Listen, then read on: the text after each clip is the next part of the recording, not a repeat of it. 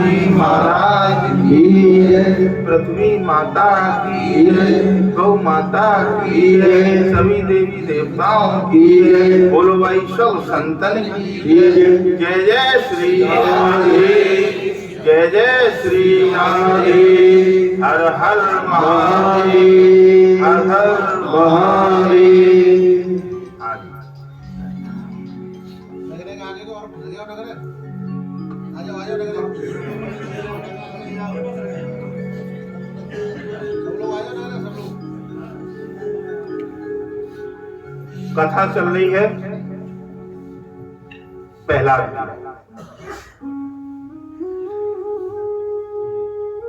प्रहलाद को उनके पिता हिरण्यकश्यपु ने गुरु जी के यहाँ पढ़ने के लिए भेजा। जब उसने ये पूछा कि मेरा बच्चा कुछ सीखा या न सीखा, तो उसकी परीक्षा लेने हेतु हिरण्यकश्यपु ने जब अपने पुत्र प्रहलाद जी से कुछ प्रश्न किए,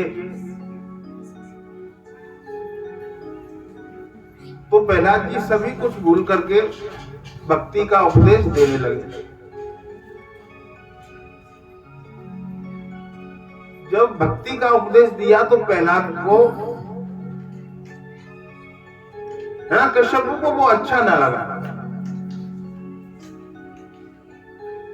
उसने गुरुजी को उलाहना दिया कि मैं अपने बच्चे को तुम्हारे पास राजनीति की शिक्षा लेने के लिए भेजा था और आप इसे क्या उलूल जुलूल पढ़ा रहे हो।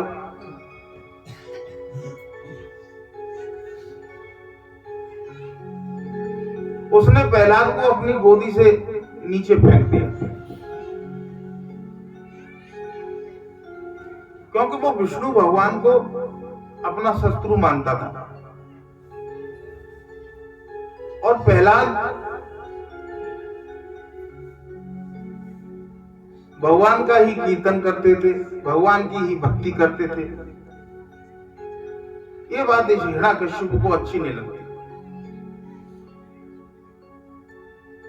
तो उन्होंने अपने सेवकों को कहा कि तुम इसे मारो। दैत्य प्रहलाद को पीटने लगे। जो भी हिरण्यकश्यपु के सेवक थे दैत्य से, वो प्रहलाद को पीटने लगे। फिर भी उनको तो जरा भी दुख नहीं था। प्रहलाद की भक्ति दिव्य थी। प्रहलाद की जो भक्ति थी वो दिव्य थी। वे निर्भय थे। उन्होंने मारने हेतु कई उपाय किए गए, फिर भी वे नहीं मरे। हिरण्यकश्यपु ने प्रहलाद को मारने के लिए कई उपाय किए, फिर भी वो नहीं मरे। हिरण्यकश्यपु को लगा कि यह शायद जादूगर है। उसने आज्ञा दी कि प्रहलाद को अंधेरे में बंद कर दो। उनके पिता ने आज्ञा दी कि प्रहलाद को अंधेरे कमरे में बंद कर दो। वहां अन्न जल के अभाव में ये खुद ही मर जाएगा। जब इसे अन्न जल नहीं मिलेगा तो ये खुद ही मर जाएगा। प्रहलाद जी को बंदी बना लिया गया, फिर भी उन्हें किसी तरह का डर नहीं। उन्होंने सोचा कि चलो अच्छा हुआ, अब मैं यहाँ शांति पूर्वक भगवान का कीर्तन करूंगा। फिर भी उन्हें कोई डर नहीं लगा और उन्होंने कहा प्रहलाद जी ने कि अच्छा हुआ, अब मैं भगवान का भजन करूंगा। सुख में भगवत कृपा का अनुभव करने वाला सामान्य वैष्णव है। हम यदि सब कुछ सुख सुविधा है, सब कुछ अनुकूल है और धन है, संपत्ति है, आनंद है, तो हम कहते हैं भगवान की अतिशय कृपा है। तो अनुकूलता में भगवत कृपा का जो अनुभव करने वाला व्यक्ति है वो साधारण वैष्णव कहलाता है।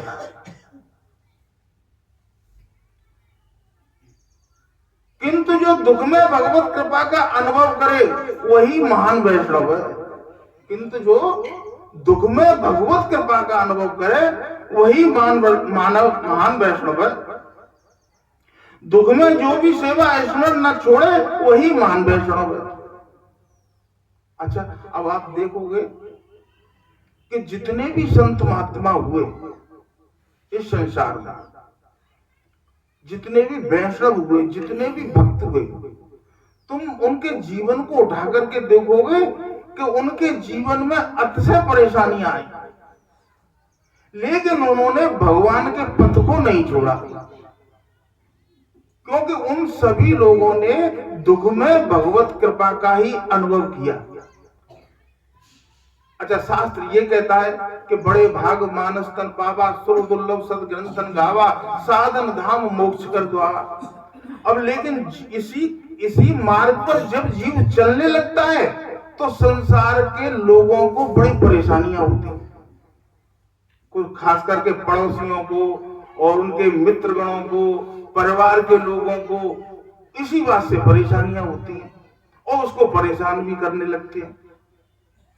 इसलिए यहां बताया है कि दुख में जो भगवान का कृपा प्रसाद माने वही महान वैष्णव है। देखो मीरा के जीवन में कितनी परेशानियां आई सब, आपने देखा होगा मीरा कि मीरा मेवाड़ जिले में रहने वाली थी मीरा, और मीरा के जीवन में इतनी प्रतिकूलता आई, इतनी प्रतिकूलता आई कि यहां तक कि उनका पति जब उनके साथ था तब तक तो वो सारी समस्याओं को झेलती रही, लेकिन प्रारब्ध को कौन बैठ सकता है।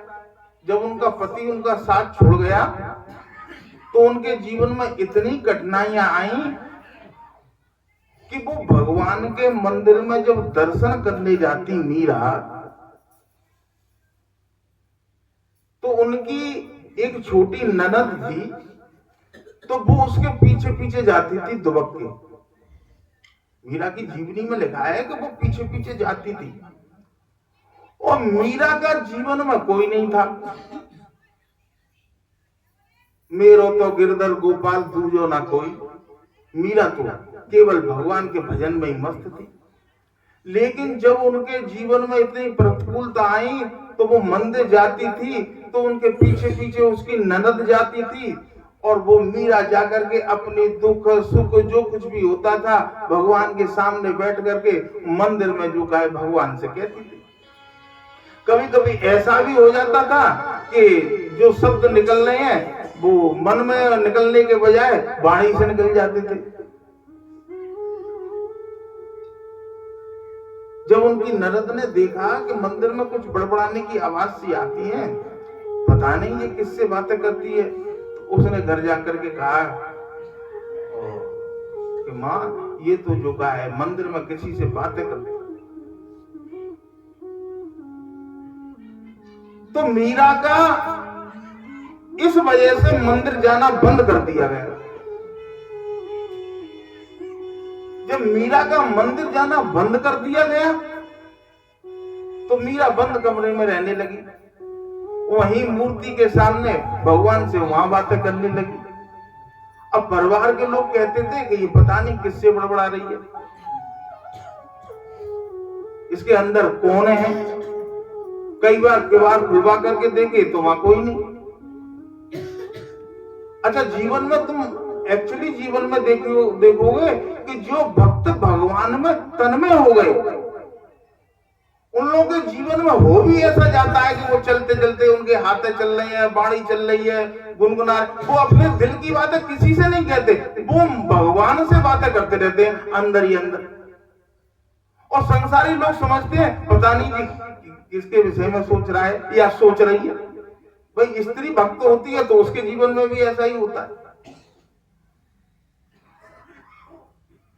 तो मीरा के प्रति परिवार में जब ऐसी व्यवस्था हो गई तो मीरा उस समय पर बड़ी दुखित हुई, बोली अब मैं कहां जाऊं, क्या करूं। सन 1632 में तुलसीदास जी उस समय पर हुए और उन्होंने रामचरितमानस की रचना की।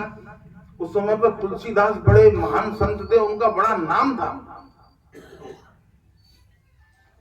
तो मीरा को उस समय पे ऐसा लगा कि मुझे इस परेशानी से बचाने के लिए कोई मुझे रास्ता तो बताए कि मैं क्या करूं। तो मीरा ने एक पत्र लिखा तुलसीदास जी के लिए, अपनी एक सहेली से। मीरा पढ़ी लिखी तो थी नहीं, लेकिन अपनी सहेली से एक पत्र लिखवाया और लिखवा करके उसमें कह रही है कि बाबा मेरे जीवन में ऐसी ऐसी परेशानी आ रही है, मेरे परिवार के लोग ही मेरे चरित्र पे उंगली उठाते हैं, मैं क्या करूं। मीरा इतनी दुखी हो गई। तुलसीदास जी ने जब ऐसा सुना तो वो लिख रहे हैं कि जाके प्रिय न राम बदई तयो कोट बैरी।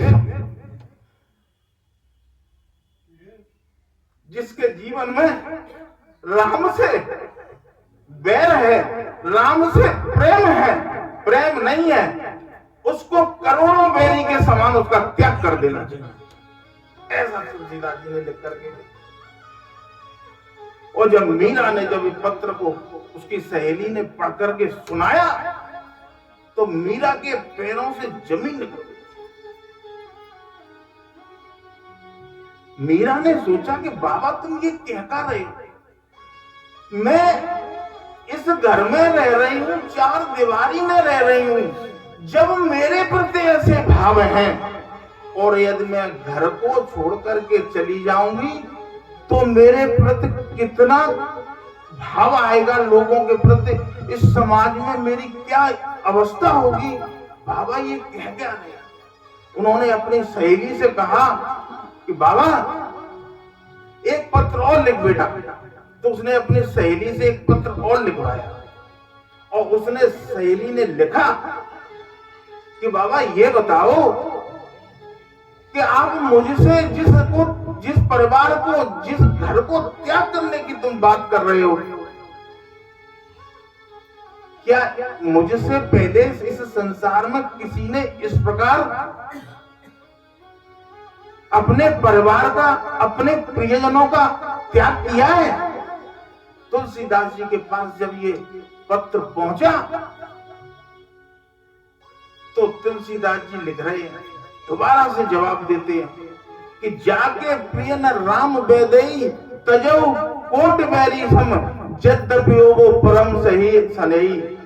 और फिर नीचे लिखते हैं त्यागो पिता प्रहलाद विभीषण बंधु भरत में तारी और बलि गुरु त्यागो कंत ब्रज बनता वह मुद मंगलकारी। तुलसीदास जी लिख रहे हैं कि प्रहलाद ने अपने पिता का त्याग कर दिया। तुमसे पहले कई एक संत महात्मा संसार में हुए, भगवान के भक्त हुए और प्रहलाद ने अपने पिता हिरण्यकश्यप का त्याग कर दिया। त्यागो पिता प्रहलाद विभीषण बंधु, विभीषण ने अपने भाई रावण का त्याग कर दिया। बंधु भरत मैतारी, भरत ने अपनी माता का त्याग कर दिया। हे माता, तूने मेरे और राम के बीच में जो दरार डाली है, जाओ मैं तुम्हारा त्याग करता हूं, मुझे राम चाहिए, मेरी माता भी मुझे नहीं चाहिए। कितना भी स्नेही हो उसका त्याग कर देना चाहिए। बस बंधु भरत मैतारी, बलि गुरु त्यागा, बलि ने अपने गुरु का त्याग कर दिया। आपने कथा सुनी होगी कि जब वामन भगवान आए और जब उन्होंने 3 पग धरती मांगी तो उनके गुरु समझ गए कि ये साक्षात ब्रह्म है और ये इनका 3 पग भूमि में इनका सब कुछ नाप लेंगे। तो उन्होंने मना किया कि नहीं, इनको 3 पग भूमि मत देना। और जानते बलि भी थे, लेकिन उनको भगवान से प्रेम हुआ कि साक्षात भगवान मेरे दरबार पर आए हैं। तो उन्होंने संकल्प किया और संकल्प के लिए और जैसे ही जल लिया तो गुरुजी और जो का है उसकी टोटी में जाकर के बैठ गए सागर की। तो बलि ने एक सींग लेकर के उसमें डाल दी तो गुरुजी की आंख फूट गई। बलि गुरु त्यागा कंत ब्रज बनता भय मुद मंगलकारी। ब्रज की बालाओं ने, गोपियों ने अपने पतियों का त्याग कर दिया कि नहीं चाहिए हमें ऐसे पति, मेरा तो एक गिरधर गोपाल दूजो ना।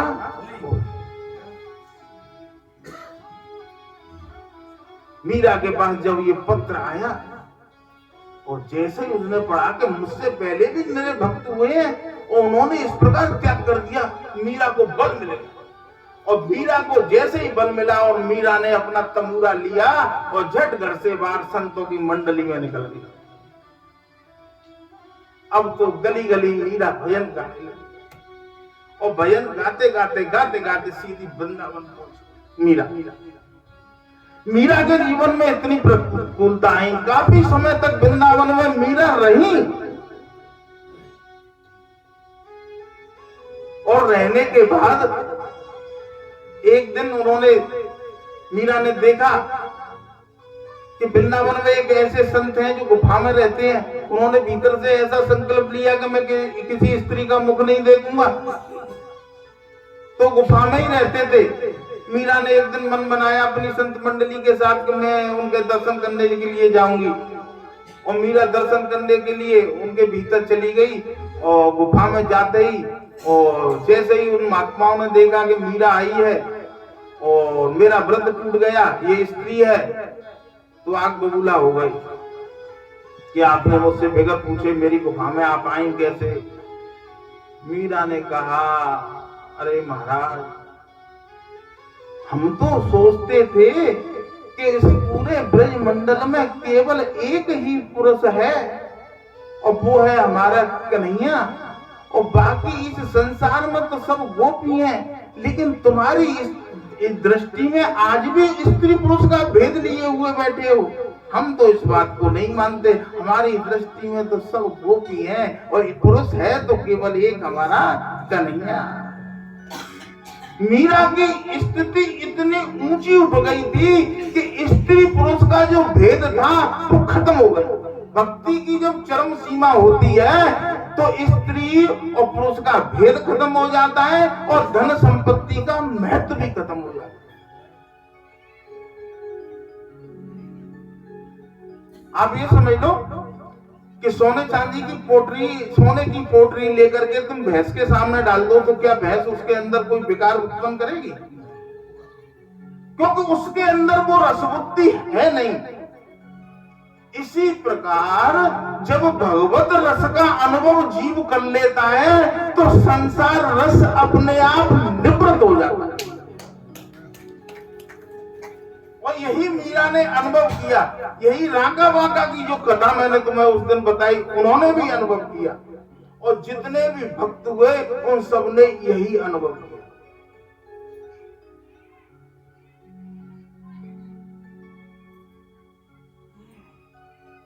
श्री सुखदेव जी इसी कोटि के महान संत, महान वैष्णव, महान भगवत भक्त सुखदेव जी जिस 16 वर्ष तक उनकी माता ने जो घर को धारण किया था, 16 वर्ष तक, और 16 वर्ष के बाद जब वो इस संसार में आए, वो आते ही जो वन की ओर चल दिए और उनके पिताजी उनके पीछे पीछे कि बेटा रुको, आप घर पर ही रहो, मैं तुम्हारी शादी नहीं करूंगा, तुम भगवान का भजन करना और मुझे छोड़ करके मत जाओ। लेकिन वो भक्ति चले जा रहे थे और देखो एक वृक्ष के नीचे सरोवर में और कुछ स्त्रियां स्नान कर रही थी। 16 साल के कुमार अवस्था निकल करके वो जा रहे थे और स्त्रियां स्नान कर रही थी, लेकिन वो जैसे स्नान कर रही थी वैसे ही स्नान करती रही और वो निकल गई। और जैसे ही उनके पिताजी जब पीछे से वो निकले तो उनको देखते ही उनके अंदर लज्जा आई और उन्होंने अपने शरीर को ढक लिया और वो रुक करके उन स्त्रियों से पूछने लगे कि बेटा ये बताओ कि मैं तो तुम्हारे बाबा के बराबर का हूं और आपको मुझे देख करके ये लज्जा आई, लेकिन मेरा पुत्र तो जवान था, वो निकल करके गया, तो आपको लज्जा क्यों नहीं आई? तो उन्होंने कहा कि देखो ये सत्य है कि आप हमारे बाबा के बराबर हैं, लेकिन जब वो निकल करके गए सुखदेव जी तो हमारे अंदर कोई विकार उत्पन्न हुआ ही नहीं, क्योंकि उनके अंदर कोई विकार था ही नहीं।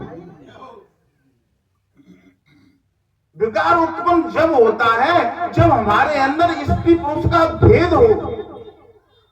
उनके अंदर स्त्री पुरुष का कोई भेद ही नहीं, वो निकल के गए, हम पे कोई फर्क ही नहीं पड़ा। आपने देखा होगा कि आप कभी निकल के जा रहे हैं, कोई अचानक कोई स्त्री आपके सामने पड़ जाए और जैसे ही नेत्रों से नेत्र मिलते हैं वो स्त्री तुरंत ही अपना घूंघट या अपना लाज संभालने लगती है। ये क्या होता है कि हमारी आंखों की तरंगे उसकी आंखों से टकराई और तुम्हारे अंदर की जो वासना है जैसे ही टकराएगी उसके अंदर चेत आएगा और वो तुरंत अपने सर को ढकने लगेगी। और जब हमारे भीतर की वासना नष्ट हो जाएगी, हमारे भीतर की जो रस बुद्धि है वो निवृत्त हो जाएगी, तो फिर हमारे भीतर से जब काम निवृत्त हो जाएगा तो फिर वो काम किसी और को भी प्रभावित नहीं करेगा। सुखदेव जी ऐसे उच्च कोटि के महात्मा थे जिन्होंने इस भागवत को कहा, श्री परीक्षित जी को सुनाया। एक बार नारद जी और सुखदेव जी दोनों जनक जी के दरबार में पहुंचे और जब दोनों दरबार में पहुंचे तो जनक जी भी महान वैष्णव और महान देवभान से ऊपर उठे हुए थे, महान भक्त थे और ब्रह्म में लीन रहते थे। तो उन्होंने अपनी पत्नी से कहा कि इनकी आज परीक्षा कैसे हो कि इनमें से कौन से श्रेष्ठ है। तो उनकी पत्नी, जनक जी की पत्नी सुनैना, वो बोली कि मैं करूंगी इनकी परीक्षा। तो उन्होंने परीक्षा की। एक झूला था, उस झूले पे सिंहासन रखा हुआ था, तो उन दोनों को उस सिंहासन पे बिठा दिया गया। एक बैठे हैं सुखदेव जी और नारद जी, दोनों बैठे और सुनैना आती है सज धर करके श्रृंगार करके आती है, आकर के दोनों के बीच में बैठ जाती है। और जब दोनों के बीच में बैठती हैं तो वो क्या होता है कि नारद जी ऐसे ऐसे ऐसे ऐसे ऐसे ऐसे अपना शरीर को संभालने लगे और लेकिन सुखदेव जी ब्रह्म में इस प्रकार ध्यान में, उन्हें कोई होश ही नहीं था कि कोई यहाँ बैठा है कि नहीं बैठा। और सुनैना उठी, उठ करके उन्होंने निर्देश दिया कि सुखदेव जी ही उच्च कोटि के संत हैं, उनके अंदर तो स्त्री पुरुष का भेद है ही नहीं।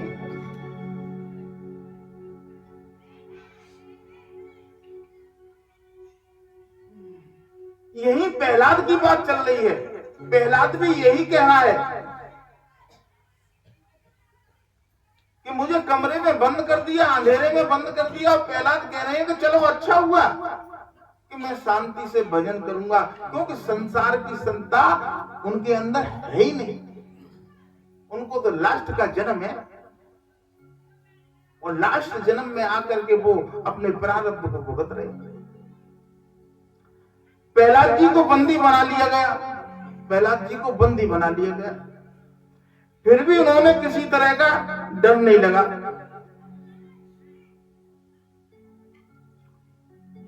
देवकी वसुदेव को कितना कष्ट सहना पड़ा।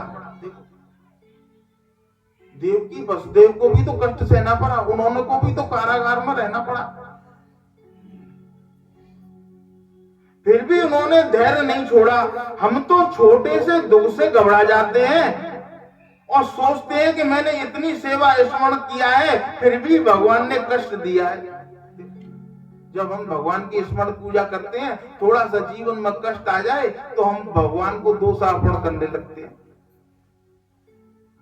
कि मैं इतनी भजन पूजा करता हूँ, इतनी सेवा स्मरण करता हूँ, इतना दान पुण्य करता हूँ, इसके बाद भी मेरे जीवन में इतना कष्ट है। थोड़े से ही कष्ट से हम घबरा जाते हैं। लेकिन जिन भक्तों ने कष्टों को झेला है उनके बारे में बता रहे हैं। अतिशय दुखदायी अवस्था में भी प्रहलाद यही सोचते हैं कि मेरे भगवान तो मेरे संग ही हैं, मेरे भगवान तो मेरे संग ही हैं, फिर भी डरना कैसे?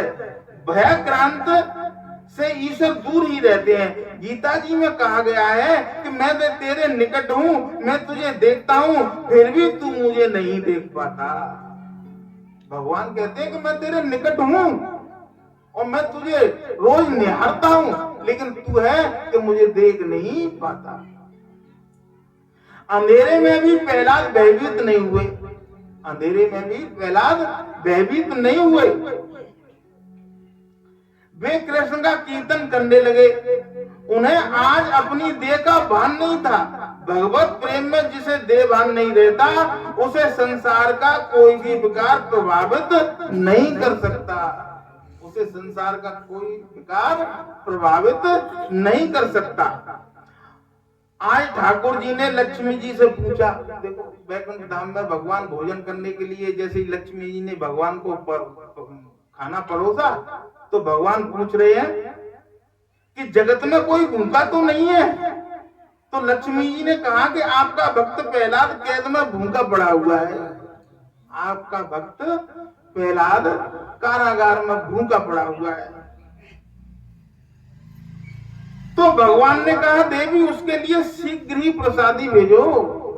भगवान ने आदेश दिया कि देवी तुम भक्त के लिए शीघ्र ही प्रसादी भेजो।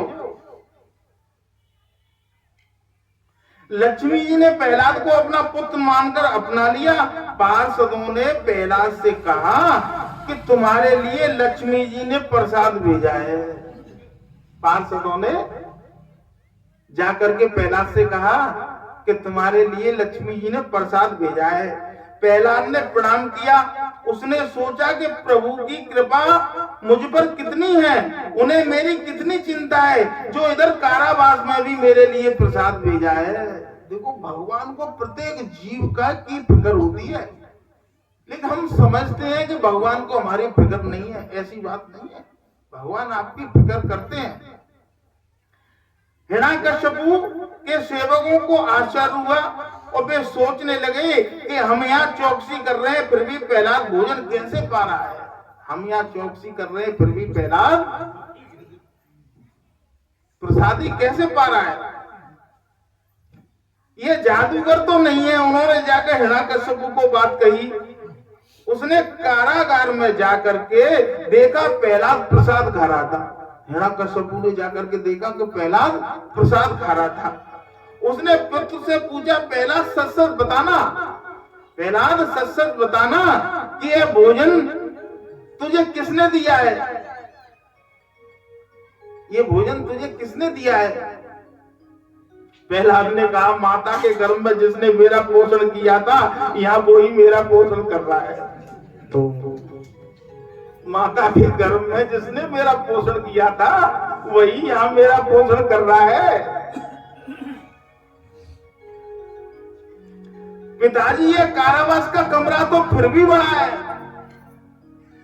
पिताजी ये कारावास का जो कमरा है ये तो फिर भी बड़ा है, लेकिन वो गर्भ का जो कमरा था वो तो बहुत ही छोटा था।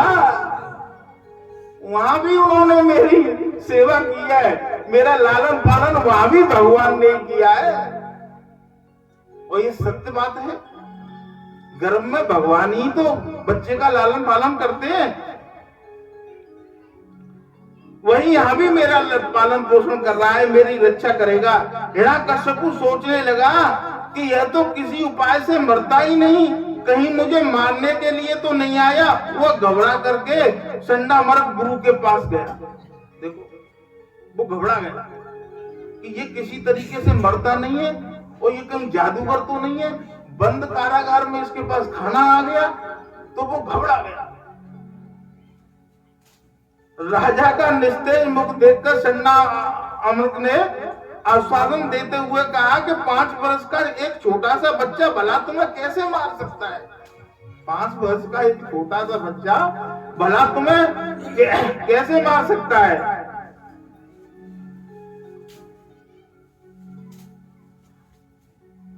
हम उसे वरुणपाश से बांध देंगे। और वे वरुणपाश से प्रहलाद को बांधकर वापस आ गए। प्रहलाद की दृष्टि तो ऐसी मंगलमयी थी कि उन्हें सभी जगह श्याम सुंदर का ही दर्शन होता था। सिया राम में सब जग जानी, सिया राम में सब जग जानी,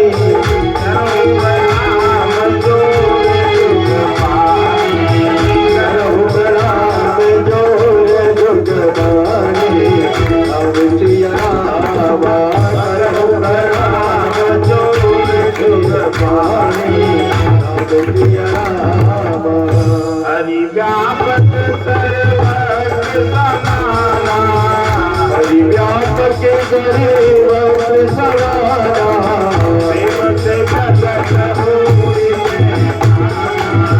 प्रेम से प्रकट होई बेदाना। अब सिया राम में सब जग जानी। प्रहलाद को तो सब में परमात्मा दिखाई देते थे, क्योंकि उनकी दृष्टि दिव्य थी। एक बार गुरुजी ने कहीं बाहर गए थे, तो शिष्यों ने गेंद खेलने की सोची। प्रहलाद ने उनसे कहा कि आज तुम्हें मैं एक नया खेल सिखाऊंगा। प्रहलाद बच्चों से कहने लगे कि आज मैं तुम्हें एक नया खेल सिखाऊंगा। उन्होंने उन बालकों को भागवत धर्म का उपदेश दिया। प्रहलाद ने कहा कि मित्र, इस संसार में मानव जन्म अति दुर्लभ है। मानव जन्म है वो अति दुर्लभ है। बड़े भाग मानस तन पावा, सुर दुर्लभ सद ग्रंथन का। सभी ग्रंथों ने कहा है कि ये मानव जन्म बड़े भाग्य से मिला है और इसे व्यर्थ गवा रहा है। इसके सहारे तो परमात्मा की प्राप्ति हो सकती है, इसके सहारे परमात्मा की प्राप्ति हो सकती है, किंतु कोई ये जान नहीं पाता इनका अंत कब आने वाला है। अतः बुद्धिमान पुरुष को चाहिए कि वो यौवन और वृद्ध अवस्था का विश्वास न करे। बुद्धिमान पुरुष को ये चाहिए कि वो ये नहीं सोचना चाहिए कि हम बुढ़ापे में जाकर के भगवान का भजन करेंगे। बाल अवस्था से ही प्रभु प्राप्ति के लिए साधन करे। प्रहलाद का चरित्र भी हमें यही सिखाता है। प्रहलाद का जो चरित्र है वो हमें यही सिखाता है कि बाल अवस्था से ही ईश्वर भजन में लीन हो जाना चाहिए। माता पिता को चाहिए कि अपनी संतानों में वे धार्मिक संस्कारों को उत्पन्न करें। माता पिता को चाहिए कि अपने बच्चों में धार्मिक संस्कार उत्पन्न करें, लेकिन ऐसा होता नहीं है।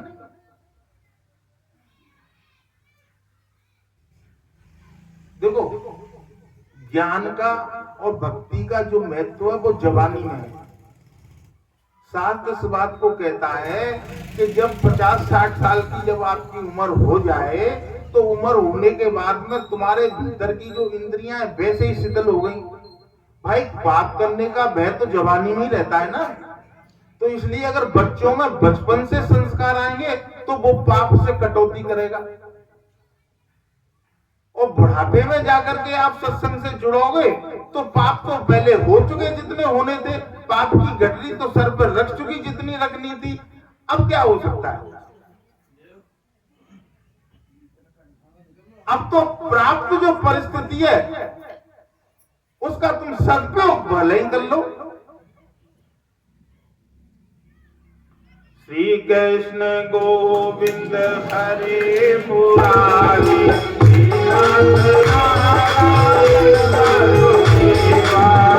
कृष्ण गोविंद हरे मुरारी, हे नाथ नारायण वासुदेवा।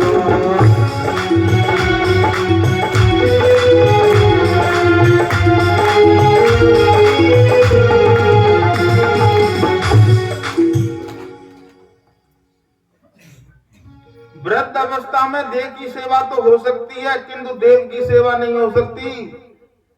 वृद्ध अवस्था में हम देव की सेवा नहीं कर सकते, केवल देह की सेवा हो सकती है। क्योंकि जैसे ही जीव 50 वर्ष पूरे कर लेता है उसके बाद में उसका शरीर रोगग्रस्त हो जाता है। उस समय उसे अपने शरीर के लालन पालन की पड़ती है। उससे ये कहो कि सवेरे नहा धो करके तुम और ठाकुर जी की पूजा अर्चना कर लो, उन्हें भोग प्रसादी चढ़ाओ, उनकी पोशाक बदल दो, ये हर एक के बस के बात नहीं है। तो यही शास्त्र बता रहा है कि बुढ़ापे में देव की सेवा होती है, देव की सेवा नहीं होती।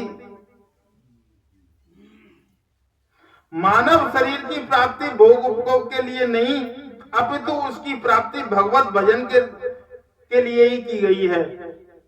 शरीर के नाशवान होने पर भी मनुष्य जन्म दुर्लभ है, कारण कि यह वह जन्म इच्छित वस्तु दे सकता है। इस अनित्य और नाशवान शरीर से नित्य वस्तु भगवान की प्राप्ति हो सकती है। ये शरीर भले ही नाशवान है, लेकिन इस नाशवान शरीर से अविनाशी उस परमात्मा की प्राप्ति हो सकती है। यह मानव शरीर बड़ा ही कीमती है। कई बार जन्म मरण की पीड़ा सहता हुआ यह जीव इस शरीर में आया है। ईश्वर नित्य है और शरीर अनित्य है, किंतु इसी अनित्य शरीर से नित्य ईश्वर की प्राप्ति हो सकती है। अतः मानव देव की बड़ी महिमा गाई गई है। कहते हैं कि कभी मनुष्य की आयु 100 वर्ष की होती थी, कभी मनुष्य की आयु 100 वर्ष की होती थी। आज तो वैसी बात है ही नहीं। देखो हमारी 4 आश्रम बताई। पहला है ब्रह्मचर्य आश्रम, दूसरा है गृहस्थ आश्रम, और तीसरा है वानप्रस्थ आश्रम, और चौथा है संन्यास आश्रम। ये 4 आश्रमों की हमारे जीवन में इतनी महत्वाकांक्षा है जिसकी कोई सीमा नहीं। लेकिन इन 4 आश्रमों को जीव ना तो इनका पालन करता है और ना ही इनको समझता है। देखो 100 वर्ष की आयु हुआ करती थी तो 25 साल की उम्र तक बच्चे को ब्रह्मचर्य का पालन करने का तात्पर्य होता है कि वो गुरुकुल में जाकर के और वो भगवान का भजन भी करता था, ज्ञान भी करता था, आध्यात्मिक आदि भौतिक जितने भी ज्ञान है वो सारे ज्ञानों को वो अर्जित करता था। 25 साल के भीतर वो गुरु जी वैसे और व्यापार का और राजनीति का जो भी ज्ञान थे वो सारे ज्ञानों को अर्जित कर लेता था। जब 25 साल के बाद में फिर आता है गृहस्थ आश्रम, तो 25 साल वो गृहस्थ आश्रम में कदम रखता था। वो उसकी शादी होती थी और वो व्यापार संभालता था। और जब उसने 25 साल गृहस्थ आश्रम में सुख भोगों को भोगा, व्यापार किया, तो 25 साल में उसने अपनी ऊर्जा को खोया। भाई जैसे ऐसे समझ लो कि इन्वर्टर है तुम्हारो और रात भर तो चार्ज है कि तुम्हें सवेरे फुल मिलो और बत्ती नहीं आई संध्या तक, तो वो इन्वर्टर तुम्हारा वीक भयो कि नहीं भयो। ऐसे ही 25 साल में तुम्हारी इंद्रियां वीक हो गई। तो 25 साल के बाद जैसे 50 साल की उम्र होती है 51 में प्रवेश करते हैं, तो 51 का मतलब क्या हुआ कि अब आप वन की तरफ कदम रखिए। 51 वन का मतलब ये नहीं है कि तुम घर गृहस्थी को छोड़ करके चले जाओ। कहने का मतलब है अब जो तुमने अब तक प्रवृत्ति की, जो सुख भोग आपने अब तक भोगे, अब उन भोगों में कटौती करो। और जो वानप्रस्थ का जो तीसरा आश्रम है, उस वानप्रस्थ में 25 साल में जो तुमने ऊर्जा खोई है, इन 25 सालों में तुमने जो खोई हुई ऊर्जा थी, और तुम जब अपने परहेज से रहोगे, परिवार में रहते हुए भी यदि तुम वानप्रस्थ जैसा जीवन यापन करोगे और भोगों से दूर रहोगे, तो तुमने जो ऊर्जा खोई है वो ऊर्जा तुम फिर से प्राप्त कर सकते हो। ये वानप्रस्थ आश्रम। और जब तुम 75 के हो गए, तुमने खोई ऊर्जा फिर वापस कर ली। अब 25 साल जो सन्यास के हैं, उन 25 सालों में जब 75 का होने के बाद में आदमी बिस्तर पकड़ लेता है, हॉस्पिटलों के चक्कर लगाता है, उसकी जो दुर्दशा होती है वो उसकी दुर्दशा नहीं होगी 100 साल तक, क्योंकि उसने जो खोई ऊर्जा थी वो प्राप्त कर ली और वो हाथ पैर चलते रहेंगे, भगवान का भजन करता रहेगा और बीमारी से बचा हुआ। इसको संन्यास आश्रम कहते हैं, वे सारी चीजों से दूर। आज इन आश्रमों को जीव नहीं जान पा रहा है, संसारी जीव इन आश्रमों को नहीं जान पा रहा है। उसकी स्थिति जो हो गई है कि 75 साल को है जाए तो तिजोरी नाने छोड़ दो, तो दुकान नाने छोड़ दो, तो व्यापार ना छोड़ दो। अब वानप्रस्थ हो कैसे भाई? तुम्हारे जब बच्चे करिया हो गए और करने वाले हो गए तो उनको जिम्मेदारी सौंपो। वो आपकी जो जिम्मेदारी है कि अब मुझे भगवान में लगना है, जिस काम के लिए मैं संसार में आया हूं मुझे उस काम में लगना है। लेकिन जीव इस काम को नहीं करता और उसका मोह दिन ब दिन बढ़ता चला जाता है। शास्त्र में कहा है कि ममता तरुण तमी अंधियारी, राग द्वेष उलूक सुखकारी। यानी जीव का जो शरीर है वो तो बूढ़ा हो गया लेकिन उसकी ममता जवान है। ये दशा है संसार की।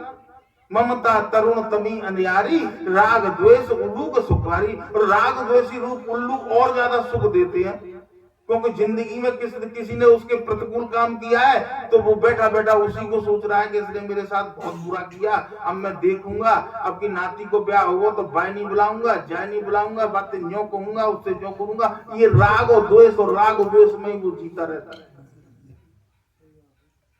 जबकि उसे इस सारी चीजों को भूल करके भगवान में लग जाना चाहिए।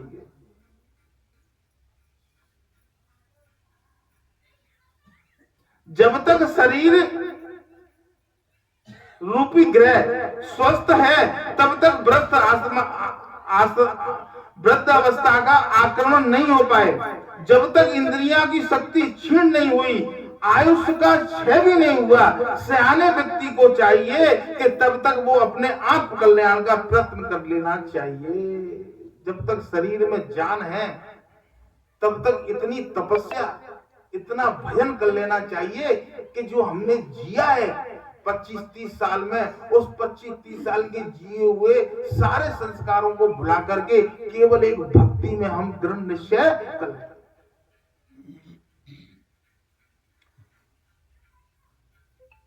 हमारे मस्तिष्क को कई विकार भय घेरे हुए रहते हैं, अतः यह शरीर जो भगवत प्राप्ति के लिए प्राप्त है रोगग्रस्त बनकर मृत्युवश हो जाए, इसके पहले ही आप कल्याण कर लेने का प्रयत्न बुद्धिमान मनुष्यों को कर लेना चाहिए।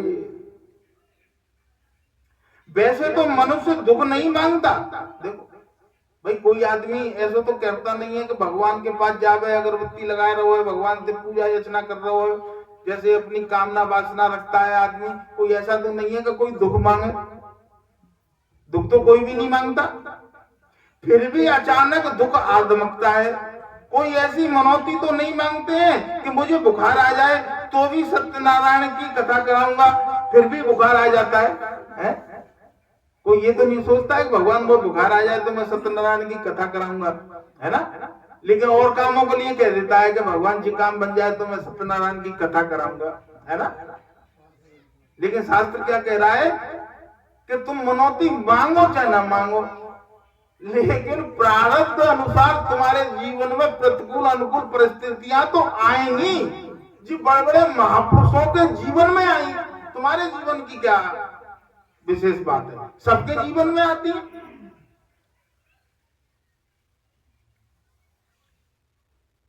सत्यनारायण की कथा कराऊं फिर भी बुखार तो आता ही है। प्रयत्न के बिना भी जिस प्रकार प्रारब्ध अनुसार दुख आता है उसी प्रकार सुख भी आता है। सुख और दुख दोनों प्रारब्ध के अधीन है, प्रारब्ध के अनुसार ही वे प्राप्त होते हैं। इसके लिए प्रयत्न आवश्यक है। पूर्व जन्मों के कर्मों का फल प्रारब्ध ही है। दरिद्र संपन्न हो जाता है और संपन्न दरिद्र हो जाता है। प्रारब्ध अनुसार जो मिले जा रहा है उसके लिए प्रयत्न आवश्यक है, उसके लिए प्रयत्न आवश्यक है। अतः सांसारिक सुखों की प्राप्ति के लिए प्रयत्न न करें, प्रारब्ध से ही जो प्राप्त होने जा रहा है उसके लिए सब प्रयत्न करते हैं, किंतु जिसके लिए प्रयत्न करना चाहिए उसके लिए कोई भी प्रयत्न नहीं करता। भाई संसार के लिए तो सब प्रयत्न कर रहे हैं कि मुझे धन मिल जाए, संपत्ति मिल जाए, मेरा नाम होए, मोह कीर्ति मिले, है ना, मोह पुण्य मिले, मरवे के बादू कामना है कि नहीं साहब हमें स्वर्ग मिल जाए, है ना। तो कहने का मतलब है जीवन में कभी भी काम से निवृत्ति नहीं हो पा रही है, तो इसके लिए तो सभी प्रयत्न कर रहे हैं, लेकिन जिस काम के लिए हम इस संसार में आए हैं उसके लिए कोई भी प्रयत्न नहीं किया जा रहा है। परमात्मा के लिए कोई कुछ भी नहीं करता। सत्कर्म में प्रयत्न प्रधान है, प्रारब्ध नहीं। सत्कर्म में बाधा डालने की शक्ति प्रारब्ध में नहीं होती, मनुष्य की अपनी दुर्बलता के कारण होती है। सत्कर्म में जो बाधा होती है ना वो प्रारब्ध के कारण नहीं है। किसी व्यक्ति से कहो कि तुम सत्संग करा लो साहब, तो फिर क्या कहेंगे मालूम, पता ना अभी समय ऐसा ही चल रहा हो भाई, व्यवस्था बन नहीं पाएगी। वो तो भगवान की कृपा होगी तो अपने आप रह जाएगा। उनकी अनेक जा काम में भगवान की कृपा, और लेकिन अपने काम सुख भोगन के काम के लिए भगवान की कृपा की जरूरत ना। वो तो तुरंत दाम दे और सौदा घर पे आई, है ना।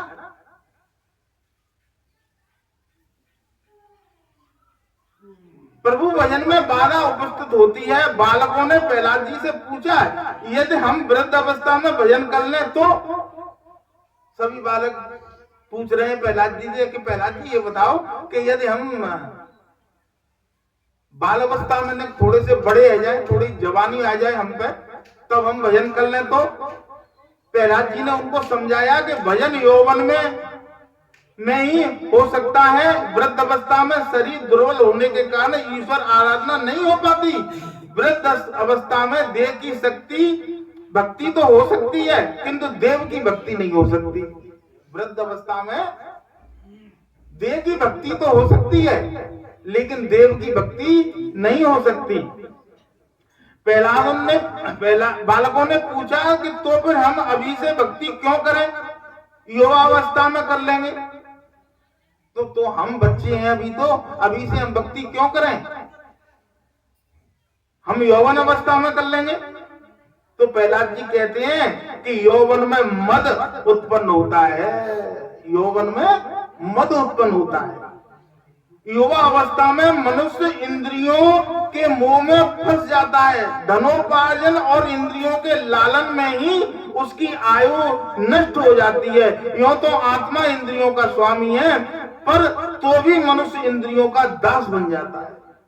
वैसे आत्मा इंद्रियों का स्वामी है लेकिन इंद्रियों का दास जीव बन जाता है। जवानी में उसे मद घेर लेता है और धन कमाने की चाह घेर लेती है। जवानी में वो भगवान का भजन नहीं कर पाता। मद का तात्पर्य होता है उसके अंदर जवानी का ऐसा नशा होता है कि वो इन बातों को तुच्छ समझता है। अरे कर लेंगे, इनकी अभी क्या जरूरत है, हमारी कोई उम्र है। अच्छा, वो सोचते इसलिए है कि शास्त्रों बच्चों ने पढ़े नहीं कि भजन करने का, भक्ति करने का, भगवान को पाने का जो साधन है जो जवानी में ही है।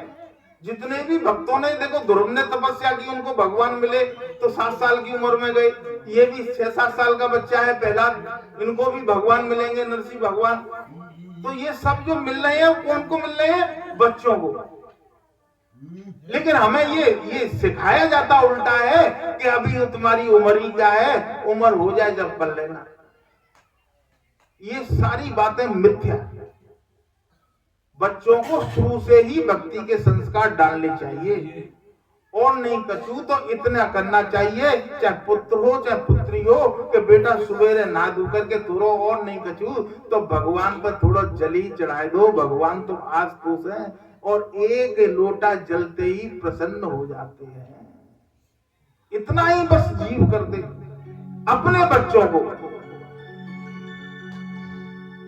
बिनु सत्संग विवेक न होई, बिनु सत्संग विवेक न होई।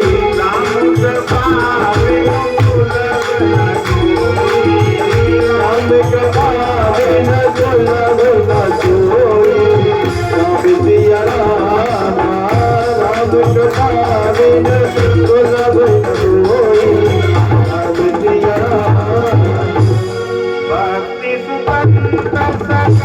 गुण खानी भक्ति स्वतंत्र सकल गुण खानी बिनु सत्संग न पावै प्राणी बिनु सत्संग न पावै प्राणी नाम सिया राम। भक्ति स्वतंत्र है, सभी गुणों की खान है और बिना सत्संग के भक्ति प्राप्त हो नहीं कर सकती, बिना किसी महापुरुष के भक्ति मिल नहीं सकती। भक्ति स्वतंत्र का तात्पर्य क्या है पता है? भक्ति स्वतंत्र, लेकिन जीव ने उसे परतंत्र बना रखी है। परतंत्र का मतलब क्या है मालूम है? कि भगवान तो सिर्फ वृंदावन में ही मिलेंगे, है ये परतंत्रता है। कि भगवान मंदिर में ही मिलेंगे, कि भगवान फलानी जगह पर मिलेंगे, ऐसा नहीं है। भक्ति स्वतंत्र है और भक्ति के लिए कोई आडंबर की जरूरत नहीं है कि भगवान को पाने के लिए तुम्हें ये करना है, कोई विधि विधान नहीं है। संसार को पाने के लिए बहुत विधान है, इसको ध्यान रखना।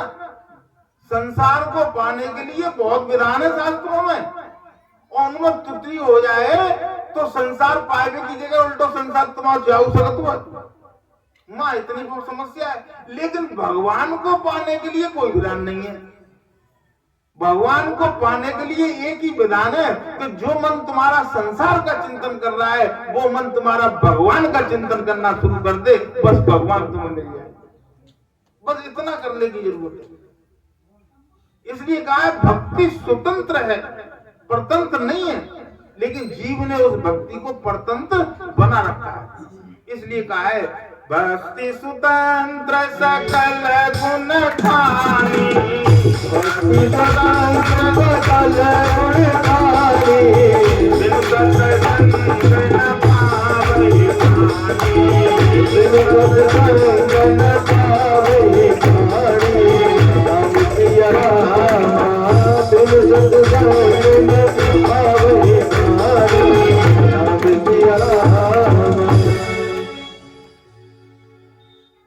प्रहलाद की कथा तो अभी बहुत है भाई, और सत्संग का समय भी हो गया है, और आज के सत्संग को यहीं विराम करेंगे और अगली कथा अगले रविवार को इसी कथा को और विस्तार से आगे बढ़ाएंगे। आज के सत्संग को हम यहीं विराम देंगे।